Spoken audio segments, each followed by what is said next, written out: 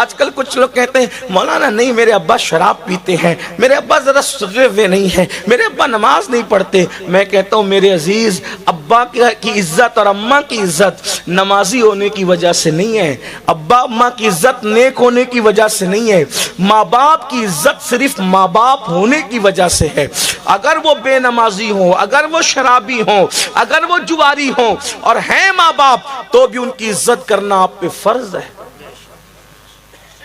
یعنی یہ نہیں کہ نیک ہوں گے تو ہی کرنا پڑے گا، نہیں، بلکہ ماں باپ کتنے بھی برے ہوں اور وہ اولاد کے حق میں دعا کرے تو اللہ ان کی دعا رد نہیں کرتا، اولاد کے حق میں۔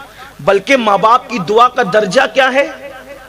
حدیث پر غور کریں، آقا فرماتے دعا والدہ لولدہ کدعائی لکم، کہ تمہارے باپ کی دعا تمہارے حق میں ایسی ہے جیسے مجھ محمد کی دعا اپنی امتی کے لیے ہوا کرتی ہے۔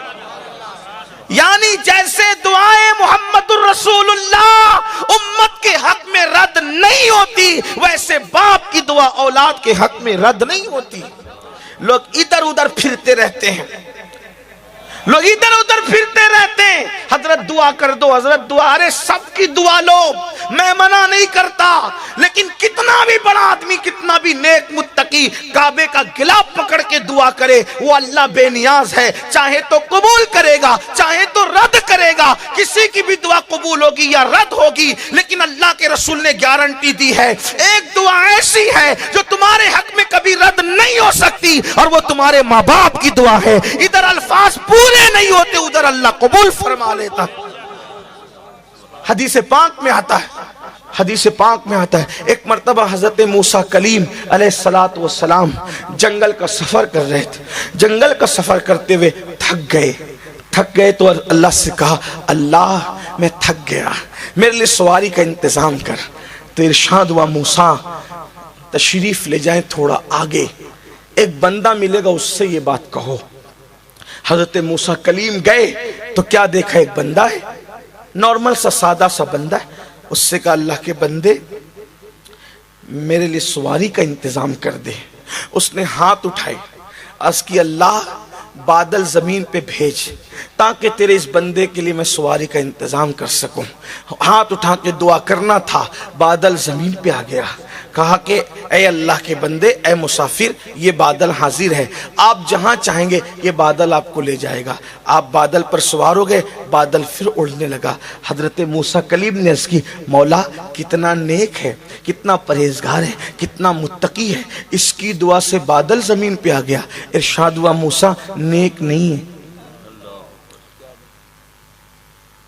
آپ سمجھ رہے نیک ہے، جتنا نیک سمجھ رہے نیک نہیں، متقی اتنا نہیں جتنا آپ سمجھ رہے، لیکن ہے ایسا کہ اس نے تو بادل منگایا، اگر یہ آسمان بھی زمین پہ اتارنے کی بات کرتا تو ہم آسمان بھی زمین پہ اتار دیتے۔ مولا جب اتنا نیک ہے نہیں تو پھر اس کی دعا کی تاثیر کی وجہ کیا ہے؟ ارشاد ہوتا ہے ماں کی اتنی خدمت کی کہ ماں کی خدمت کرتی ماں کو راضی کر لیا، ماں نے مرتے مرتے دعا کی اللہ میری خدمت کا حق ادا کیا ہے، جب بھی جو دعا کرے تو اس کی ہر دعا قبول کر لے۔ غور فرمائیں کیسے کیسے کو کیا مقام ملتا ہے۔ آج کل کوئی اہمیت نہیں، ماں باپ کی کوئی اہمیت نہیں۔ آج یہ بھی کہ نہیں ہم تو انہیں کیا سمجھتا ہے، اے بڈھے ہو گئے ان کو کیا سمجھتا ہے، بلکہ ان کو تو جھڑکیاں دی جاتی ہیں۔ اللہ کے رسول علیہ السلام فرماتے ہیں جس نے اپنے ماں یا باپ کے سامنے ایک بار اونچی آواز سے، صرف ایک بار اونچی آواز سے بات کی، انجام کیا؟ سرکار غریب نواز اپنے ملفوظات میں حدیث بیان کرتے ہیں کہ ایک بندہ آئے گا اللہ کی بارگاہ میں قیامت کے دن، اور اس کے نام اعمال میں پہاڑوں جیسی نیکی ہوگی، پہاڑوں جیسی، شاید ہی کوئی نیکی ہو جو اس نے نہ کی ہو، نیکیاں نیکیاں نیکیاں نیکیاں اور نیکیاں ہی نیکیاں۔ پھر کیا ہوگا؟ اس کی نیکیاں جب میزان پہ رکھی جائے گی تو میزان بھر جائے گا اس کی نیکیوں سے، وہ خوش ہو رہا ہوگا، بس ابھی حکم ہوگا کہ میں جنت میں جاؤں گا، ابھی اذن ملے گا کہ میں جنت میں جاؤں گا۔